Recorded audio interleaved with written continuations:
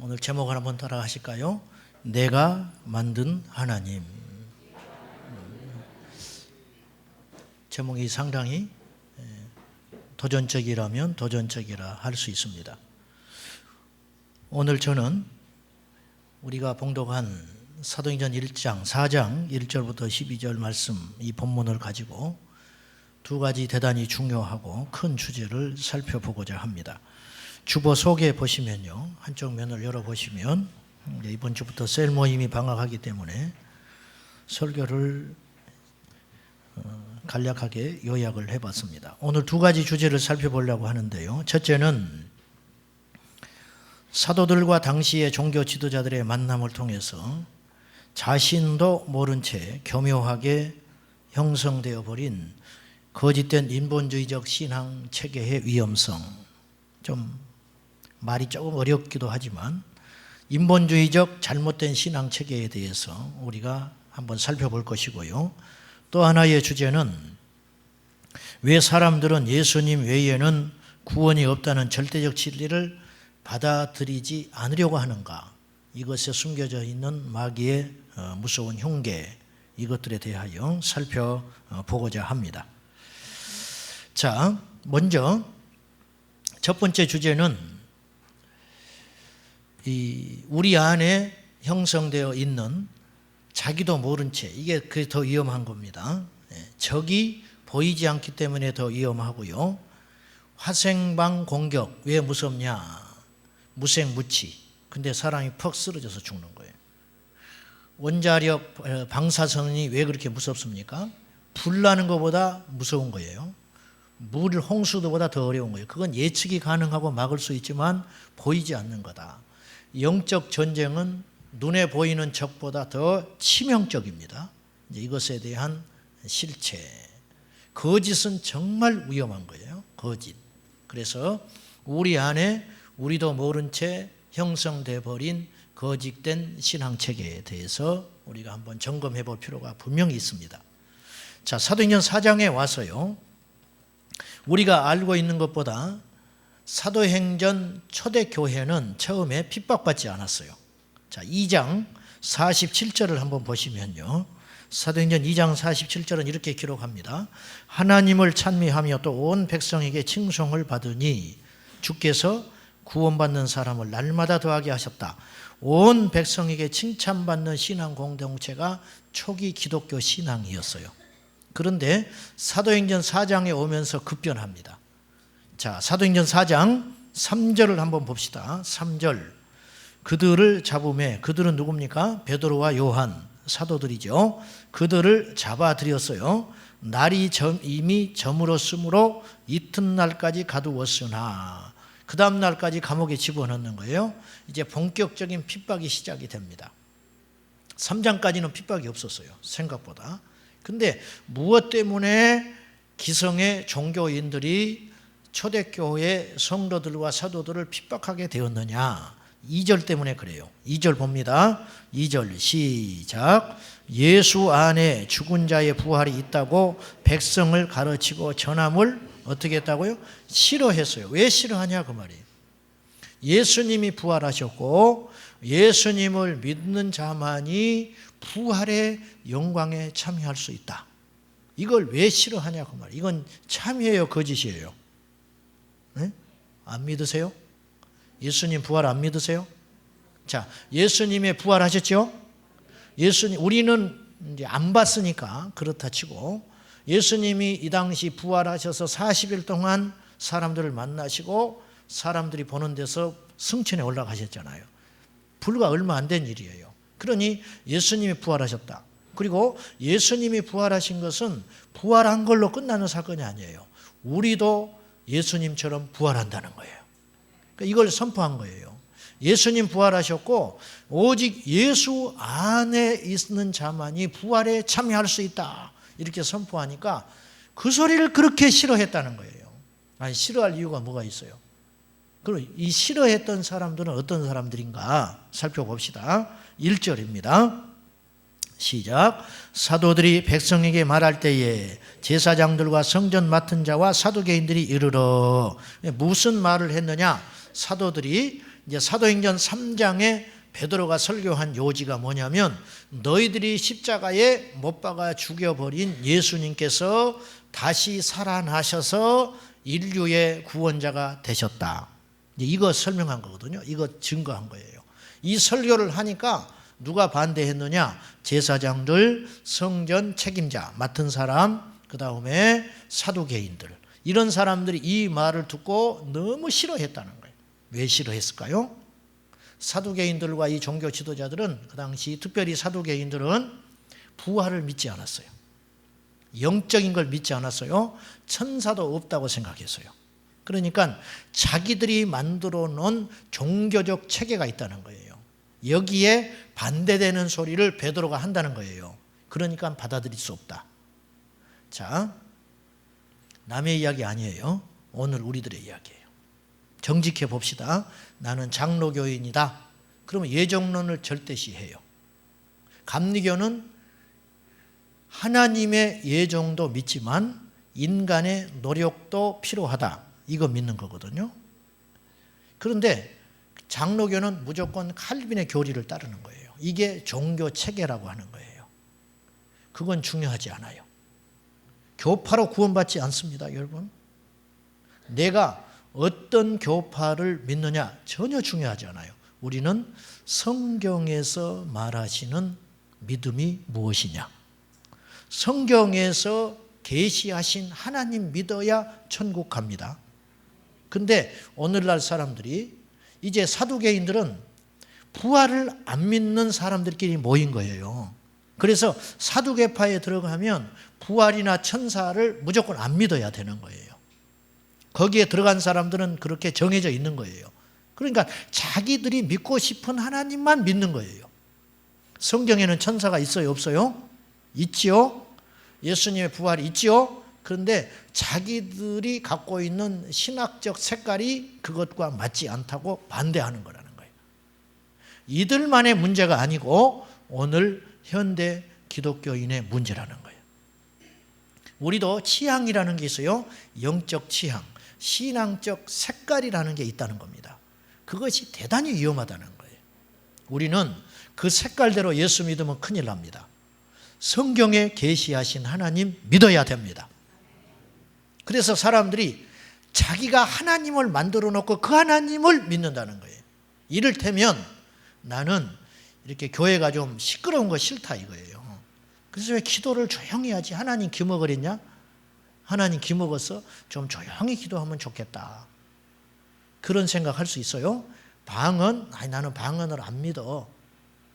그렇게 생각하지 말고 나는 체질이 조용하고 이렇게 혼자 은둔하는 걸 좋아하는 스타일이지만 성경에는 부르짖는 기도도 있으니까 그것도 인정해야 한다는 거예요. 내가 방언을 하지 못하는 사람이에요. 그러나 성경에 방언이 나와요. 그리고 증거들이 나타나고 있어요. 방언하는 사람들이 있어요. 그러면 그들을 인정해야 돼요. 이제 이게 건강한 신앙인데 사람들은 전부 자기가 믿고 싶은 하나님만 믿으려고 덤벼든다는 거예요. 굉장히 위험한 거예요. 그건 신앙이 아니에요. 그건 종교. 자기 방식대로 하나님을 믿으려고 합니다. 중세기에 마녀 사냥이라는 것이 있었어요. 15세기부터 18세기까지 약 400년 동안 무려 여인들을 마녀로 몰아가지고 50만 명이 죽었습니다. 50만 명이 학살됐어요. 잘못된 종교 체계가 얼마나 무서운지 압니까? 종교 재판해가지고 수없는 사람을 이단으로 몰아서 죽였어요. 그래서 이 마녀들로 모으는 방식도 여러 가지가 있었어요. 방언하는 사람, 그리고 이게 기도 많이 하면 신비적 현상이 일어나거든요. 뭐 환상이 열리기도 하고 몸에 진동이 오기도 하고 심지어는 천국을 구경하고 오기도 하고 그럼 이런 이야기를 막 할 거 아니에요. 뜨거우니까. 그럼 마녀로 몰아버리는 거예요. 그래서 종교재판해가지고 불에 태워 죽이고 손 잘려 죽이고 그렇게 무섭게 죽인 거예요. 그 다음에 몸에 이제 흉터가 생길 수 있잖아요. 어릴 때 병을 앓는다든지 흉터 있다고 그 사람 마녀로 몰아서 죽였어요. 심지어는 중세에는요 의료 행위가 이 교회를 중심으로 이루어졌답니다. 병원 겸 교회가 되는 거예요. 그런데 이 타고난 그쪽으로 은사가 있는 분 있잖아요. 약초에 관심도 많고 병 고치는 쪽으로 열리는 분이 있단 말이에요. 또 기도해서 병 낫기도 하고. 그러면 이렇게 어떤 약을 만들어서 사람들을 치료하는 그런 거라면 사수를 부린다고, 귀신의 조종을 받아서 그렇다고 이 사람들을 마녀로 몰아가지고 다 죽여버린 거예요. 그래서 희생된 사람이 50만 명이나 죽었다는 거예요.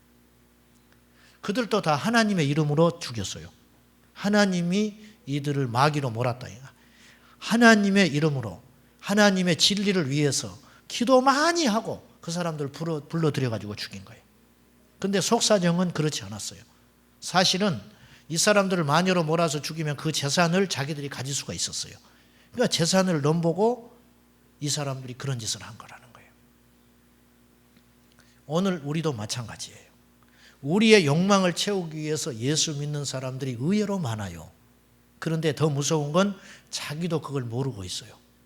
자기 자신도 그걸 모른 채 속아가지고 열심히 기도하고 열심히 모이고 열심히 예배드리고 열심히 사랑을 실천하고 자기의 것이 맞다고 자기는 진리 안에 속해 있다고 하는데 사실은 성경에서 근거한 진리가 아니라 내가 짜집게 해가지고 내가 믿고 싶은 방식으로 하나님을 믿고 있다는 거예요. 이거는 위험하다. 이건 사실 짧은 시간에 우리가 지금 나눌 만한 이야기는 아닌데 이해는 되시죠? 무슨 취지로 말씀드리는지. 내가 만든 하나님, 그 하나님 믿으면 지옥 갑니다. 성경에서 믿으라 하신 하나님을 믿어야 진짜 믿음이에요. 오늘날 교회 안에 이런 사람 얼마든지 찾아볼 수 있어요. 사람들은 자신도 모르게 마귀에게 속고 있는 것입니다. 다 하나님 사랑한다고 합니다. 다 예수님의 이름을 이야기합니다. 전부 다 주님의 영광을 이해한다고 하지만 실상은 성경 속의 하나님이 아닌 자신이 만들어 놓은 신을 숭배하고 있는 겁니다. 주보 속지 한번 보겠습니다. 자, 그 성경 구절이 나와 있어요. 출애굽기 24장 4절과 5절을 한번 보십시오. 모세가 여호와의 모든 말씀을 기록하고 이른 아침에 일어나 산 아래에 제단을 쌓고 이스라엘 12지파대로 12기둥을 세우고 이스라엘 자손의 청년들을 보내어 여호와께 서로 번제와 화목제를 드리게 하고, 모세가 하나님께 이스라엘 백성들 12지파와 청년들을 동원해서 제사를 드렸어요. 누구한테 드리는 거예요 지금? 누구한테 예배 드리고 있는 거예요? 하나님께 드립니다. 여기 여호와께 서로 번제와 화목제를 드렸다고 했잖아요. 하나님께 드렸어요 지금. 그런데 출애굽기 32장에 보면 모세가 시내산에 올라가 가지고 내려오질 않으니까 이스라엘 백성들이 불안해 가지고 금송아지를 만들어 놓고 경배하는 장면이 나와요. 봅시다. 32장 5절과 6절입니다. 같이 한번 읽어볼까요? 시작. 아론이 보고 그 앞에 제단을 쌓고 이에 아론이 공포하여 이르되 내일은 여호와의 절일이니라 하니 이튿날에 그들이 일찍이 일어나 번제를 드리며 화목제를 드리고 백성이 앉아서 먹고 마시며 일어나서 뛰놀더라. 자, 24장은 하나님께 제사하는 장면이고 32장은 자기가 만든 신에게 제사하는 거예요. 그런데 자기가 만든 신에게도 하나님이라고 부르고 제사를 해요. 어떻게 알 수 있느냐? 아론이 제단을 제단 만들었어요? 안 만들었어요? 제단 쌓지요? 하나님께 드리는 제단과 똑같이 만든 거예요. 24장에도 제단 만들었잖아요, 모세가. 근데 32장은 이제는 아론이 제단을 만든 거예요. 그 다음에 내일은 여호와의 절일이다. 내일이 안식일이에요. 그러니까 내일 하나님께 제사하자. 그래서 그날은 제단만 만들어 놓고 그 다음날 이스라엘 백성들이 모여가지고 금송아지 만들어 놓고 거기다가 번제를 드리고 화목제를 드리고 음식을 먹고 펄펄 뛰면서 누구의 이름 불렀을까요? 하나님. 하나님의 이름을 부르면서 이 금송아지가 하나님이라는 거예요. 그것은 완전히 속고 있는 거죠. 오늘 우리도 마찬가지예요. 하나님의 이름으로 금송아지 여기 만들어 놓고 좀 극단적으로 표현하면 제단 쌓아놓고 우리의 욕망을 위해서 예배 드릴 수 있다는 거예요. 그러니까 내가 싫으면 싫은 거예요. 이건 신앙 아니에요. 내가 싫고 힘들어도 하나님이 좋으면 그렇게 사는 것이 믿음이라는 거예요. 그런데 오늘날 이런 믿음을 찾아보기가 쉽지 않다는 거예요. 그래서 믿음이 취약합니다. 힘이 없어요. 힘이 없어요. 그러면 정말 믿는 것과 거짓된 신앙체계 하에서 희생당하고 있는 잘못된 신앙을 구분하는 비결은 무엇인가? 자, 4장 19절을 가봅시다. 사도행전 4장 19절 시작. 베드로와 요한이 대답하여 이르되 하나님 앞에서 너희의 말을 듣는 것이 하나님의 말씀을 듣는 것보다 옳은가 판단하라. 베드로가 사람들과 논쟁할 때에 너희들의 이론과 너희들의 종교 체계를 내가 받아들이는 것이 옳은지, 아니면 하나님의 말씀을 듣고 내가 제대로 이야기하는 것이 옳은 것인지 한번 판단해봐라. 생각이 있으면 어떤 게 맞아요? 인간의 사상이 맞아요? 하나님의 말씀이 맞는 거예요? 두 말할 이유도 없잖아요. 진짜 신앙은, 거짓된 신앙체계가 아닌 진짜 신앙은 두 가지 특징이 있습니다. 첫째, 그 중심에서 일하시는 분이 하나님인가? 그 중심에서 일하시는 분이 하나님이어야 진짜 신앙이에요. 두 번째는 그 일을 하는 동기가 누구를 위한 일인가예요. 하나님을 위한 일이어야 합니다. 사두개인, 그 다음에 성전 맡은 사람, 제사장들, 겉으로는 하나님을 위한 것 같았지만 자기의 욕망의 도구로 하나님을 이용하고 있는 겁니다. 이건 신앙 아니라는 거예요. 하나님 중심의 신앙은 첫째가 하나님이고, 둘째가 영혼 구원하는 것이고, 세 번째가 교회 공동체 유익이라는 거예요. 이것이 안 지켜지면 아무리 열심, 아무리 많은 걸 드리고 아무리 많은 시간을 헌신해도 자기의 의가 드러나고 자기의 욕망이 표출된다면 그 사람은 자기 종교를 믿고 있는 것이지 하나님을 신앙하는 것은 아니라는 거예요. 자신의 기대와 어긋난 결과가 일어난다 할지라도, 자신의 업적과 공로를 인정받지 못한다고 할지라도 묵묵히 주님을 주목하는 사람이 진정한 그리스도인이다. 목사도 속을 수 있어요. 아침부터 저녁까지 열심히 일할 수 있습니다. 성도들을 보살필 수 있습니다. 우는 사람과 함께 가서 울 수 있고, 기뻐하는 사람과 함께 기뻐해 줄 수 있어요. 성도들의 존경과 사랑과 심지어는 성자라는 말도 들을 수 있어요. 그런데 주님 앞에 가니 주님 말씀하기를 너는 나의 일을 한 게 아니고 너의 일을 했다. 얼마든지 그런 평가를 받을 수 있다는 거예요. 억울하겠죠. 어떻게 그렇게 말하십니까? 네 중심에 예수 그리스도가 나타나지 않았다.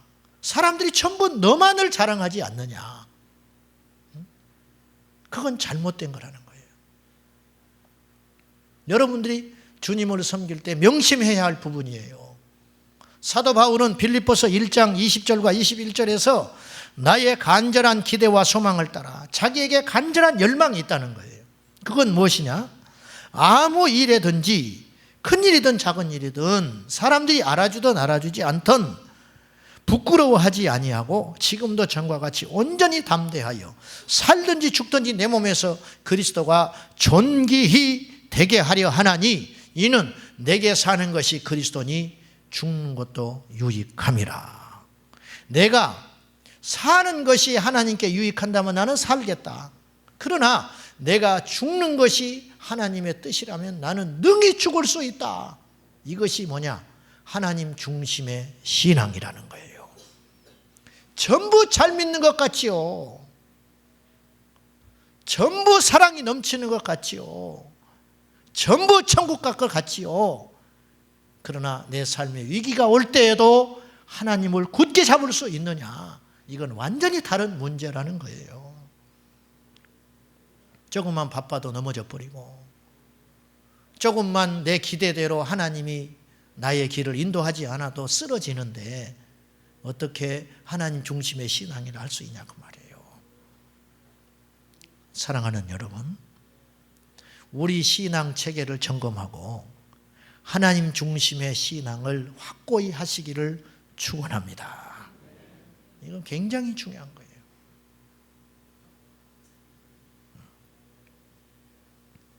어떤 사람은 선교가 중요하다고 해요. 어떤 사람은 사랑이 중요하다고 해요. 어떤 사람은 예배가 중요하다고 해요. 다 틀렸어요. 제일 중요한 분은 예수 그리스도예요. 하나님이에요, 하나님.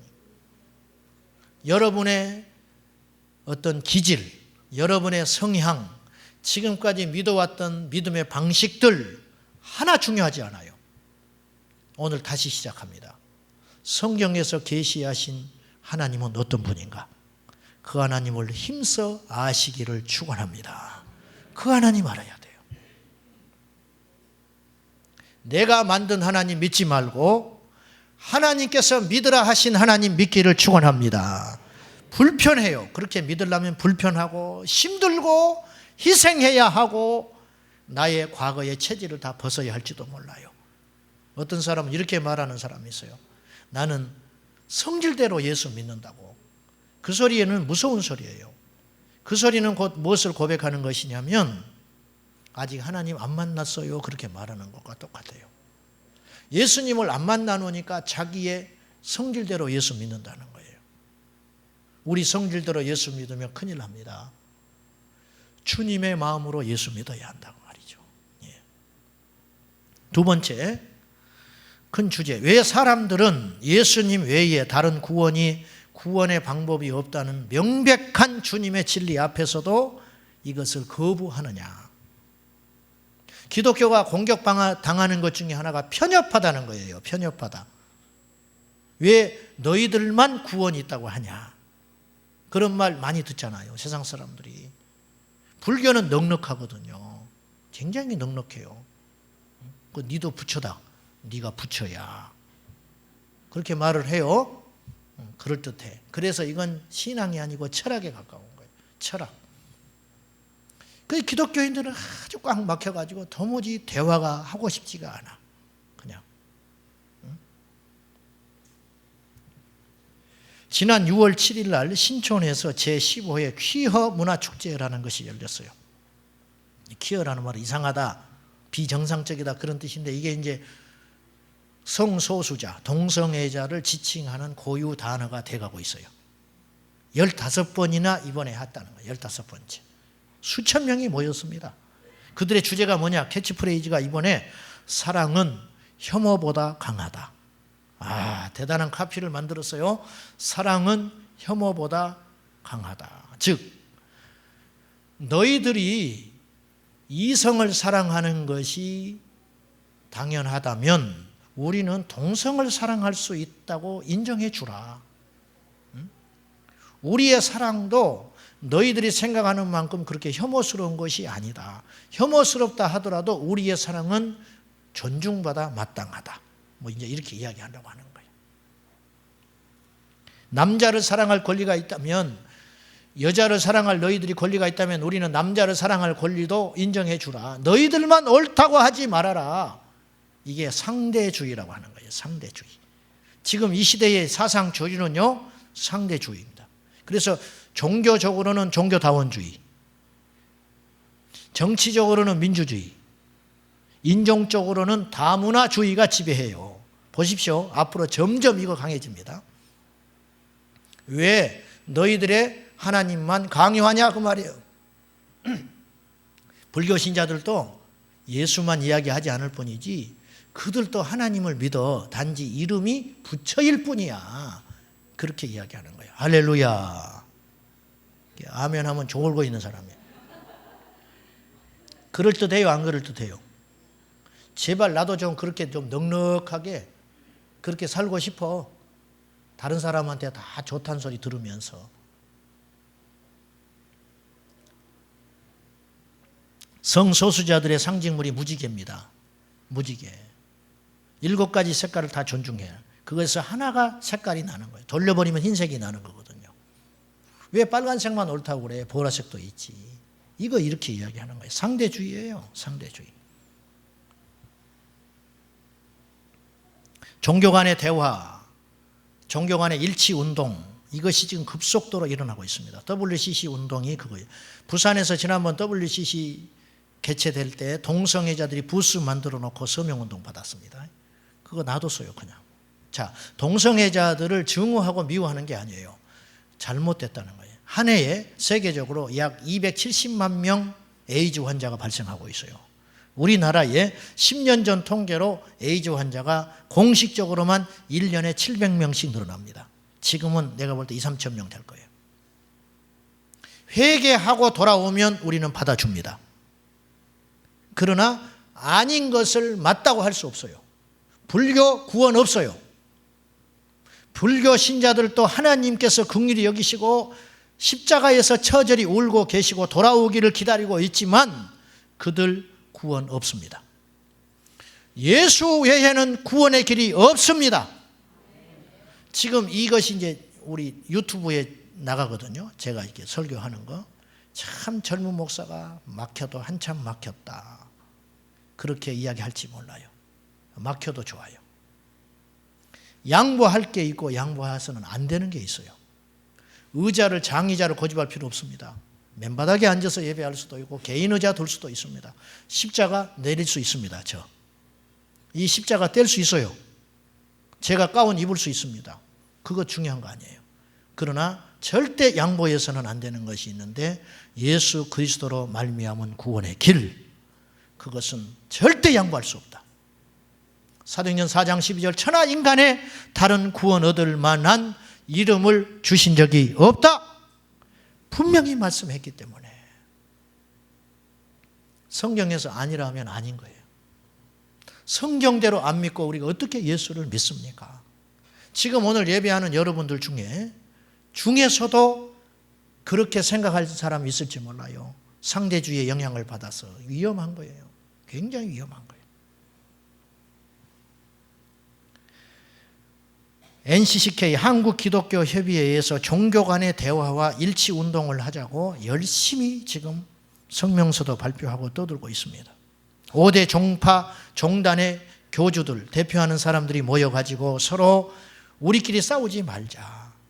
종교의 평화와 사랑을 나누자. 서로의 구원의 문제를 인정하자. 그리고 더 나아가서 꼭 예수가 아닌 선한 양심으로도 구원이 가능한 것 아니냐. 그러니까 싸우지 말자.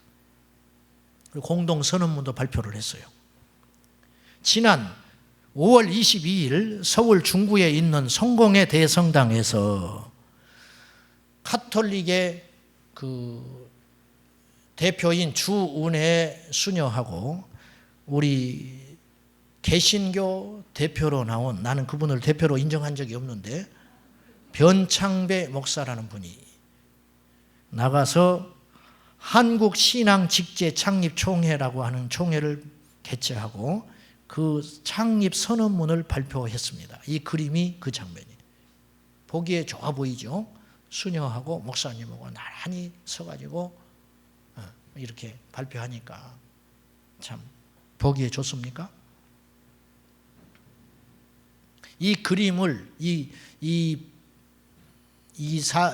행사를 대대적으로 보도한 데가 어디냐면 천지일보예요. 천지일보는 신천지 신문입니다. 자, 이제 그림이 나오죠? 어떤 그림인지 알겠죠? 신천지는 이것을 빌미 삼아가지고 지금 우리 교회를 바벨론 교회라고 공격하고 있어요. 봐라, 타협하고 있지 않냐. 빌미를 제공한 거예요, 지금. 가지고 우리를 지금 구원해내야 된다고 난리예요, 지금. 그래 교회들마다 들어가가지고 우리를 위해서 어마어마하게 기도를 한다고. 바벨론 교회에 지금 다 들어가서 다 망하게 됐다. 지금 우리 한국 교회를 바벨론 교회라, 무너질 교회, 음녀의 교회, 마귀가 지배하는 교회라고 한다는 거예요. 기가 막히고 창피하고 자존심 상한 일이에요. 이런 짓을 하니까 그렇게 빌미를 제공하는 거예요. 그래서 자기들은 막 굉장히 지금 사명감에 불타올라 있어요. 우리를 구원해내겠다고. 이 배후에 누가 있는지를 분명히 알아야 한다는 거예요. 마태복음 7장 15절 거짓 선지자들을 삼가하라. 양의 옷을 입고 너희에게 나오나 속에는 노략질하는 일이라 그랬어요. 여러분 지금 오늘 예배하는 여러분들 중에 가족의 가톨릭 신자도 있고 가톨릭에 대해서 천주교에 대해서 어떤 여러분이 생각을 갖고 있는지는 모르지만 그건 자유예요. 그러나 내 분명히 이야기합니다. 너무 비슷하기 때문에 더 위험합니다. 가톨릭 교리대로 예수 믿으면 지옥 갑니다. 8월 14일 2박 3일을 일정으로 프란체스코 교황이 한국 방문합니다. 8월 15일이 어떤 날인지 압니까? 광복절. 가톨릭의 절기로는 마리아 승천한 날입니다. 마리아가 8월 15일 날 승천했대요. 마리아가 무슨 승천을 해? 사람인데 죽었지. 완전히 성경을 잘못 왜곡한 거죠. 예수로 말미암은 구원의 길이 아니고 그들은 공식적으로 이야기합니다. 마리아를 통해서 기도하여 예수께 나간다. 인간과 하나님 사이의 유일한 중보자는 예수 그리스도밖에 없어요. 마리아가 십자가에서 죽었습니까? 왜 선한 여인 마리아를 그렇게 욕되게 하냐고 말이에요. 천국에 가 있는 마리아를 왜 그렇게 욕되게 하냐고 말이에요. 마리아를 우상 숭배하고 있어요. 성당에서는 마리아가 어른으로 나와 있고 항상 어린 예수 안고 있죠. 그렇죠? 이 어린 예수를 안고 마리아가 있다고요. 이건 이교도의 영향이에요. 이교도. 우리 예수님은 왕이셔요. 어린 양이 아니에요. 어린 아이가 아니라고.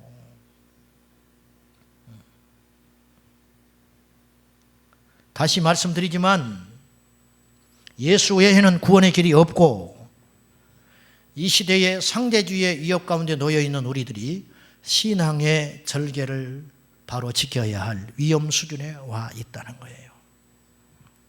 지난주에 주께서 저에게 주시는 어떤 마음의 감동이 있었는데 이런 마음을 하나님이 주셨어요. 야, 이제 불신자를 전도해야 하는 시대가 닦이고 있다. 지금 밖에 나가서 전도하고 불신자들 얼마나 어려운지 몰라요. 지금 안 믿는 사람들이 전도를 받고 예수 믿을 확률은 거의 제로에 가깝습니다. 그러면 어떻게 해야 되느냐? 교회 안에 불신자가 있다.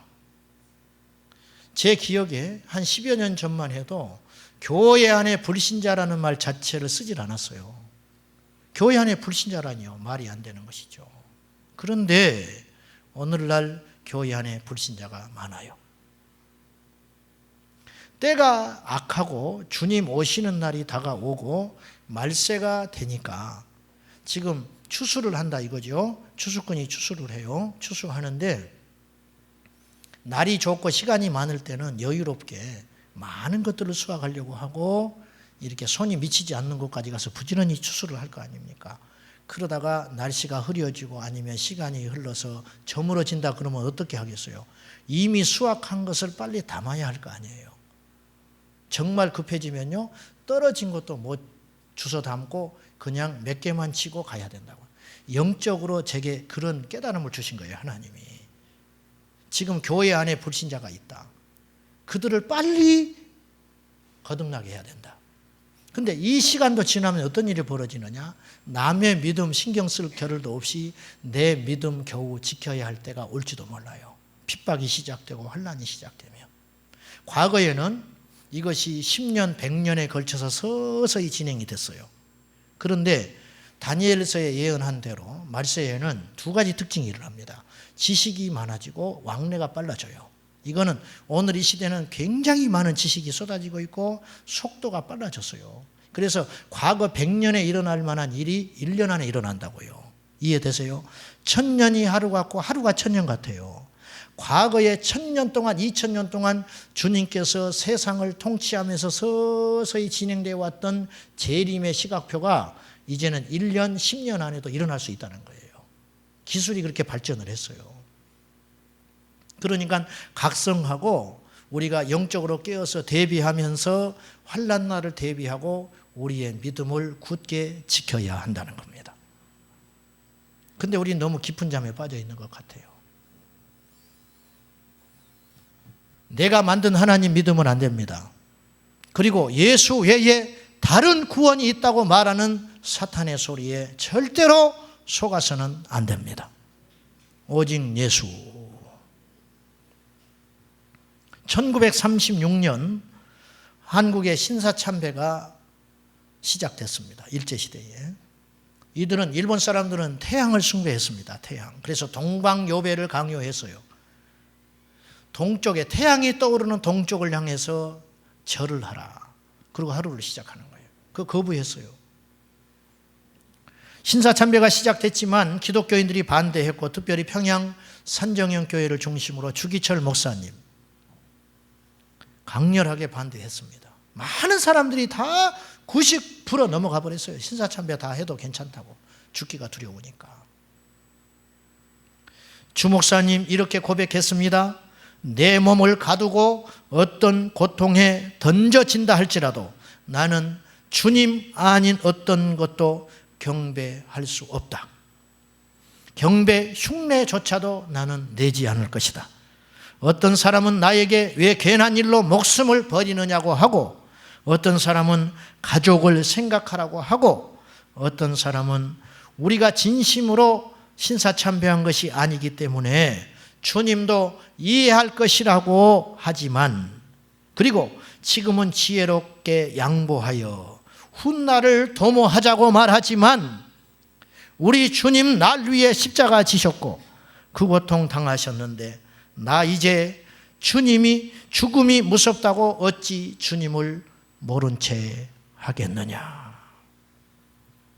소나무도 죽기 전에 찍어져야 푸른 것이고, 백합화는 시들기 전에 떨어져야 향기로운 법이고, 이 몸도 시들기 전에 주님 전에 드려지기를 바랄 뿐이다. 그렇게 말했어요. 사랑하는 여러분, 교묘하게 마귀가 우리를 회유하다가 유혹하다가 안 되면 칼을 뽑아 들 거예요. 그때 견딜 수 있는 믿음이 있냐 그 말이에요. 그때 꺼지지 않는 기름 등불을 준비하고 있느냐 그 말이에요. 많은 애국 투사들이 주기철 목사님을 일제에 항거한 투사로 존경하지만 실상 주기철 목사님이 꿈꾼 것은 바로 십자가였다고 합니다. 예수님이 십자가 지신 것처럼 자기 자신도 자기 앞에 놓인 신사참배 거부라는 십자가를 담담하게 기쁘게 지고 가신 겁니다. 날씨가 좀만 더워도, 날씨가 좀만 추워도, 조금만 속이 상해도 하나님 거부하고 믿음 추락하는 이 시대에, 직장만 흔들려도 믿음이 흔들리는 이 시대에 과연 예수 그리스도를 위해 순교할 수 있느냐? 주님 말씀하기를 교회 안에 알곡이 있고 가라지가 있다.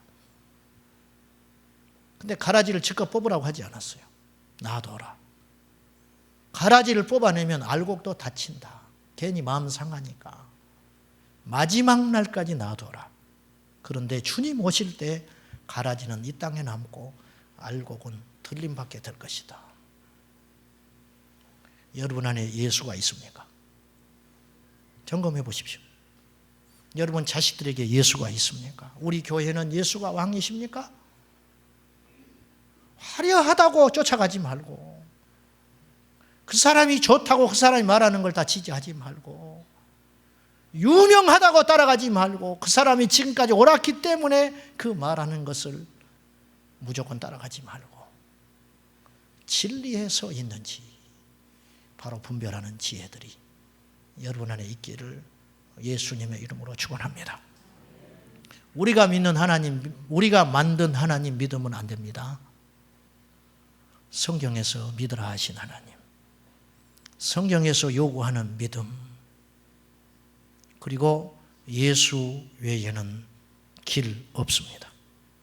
왕따 당하고 사람들이 떠나가고 편협하고 답답하다고 도저히 수준 낮아서 못 있겠다고 떠나간다 할지라도 우리는 오직 예수 신앙, 예수로 말미암은 구원의 길 외에는 어떤 것도 받아들이지도 말고 듣지도 말고 양보하지도 말고 올곧게 십자가의 길 걸어가기를 축원합니다. 기도하겠습니다.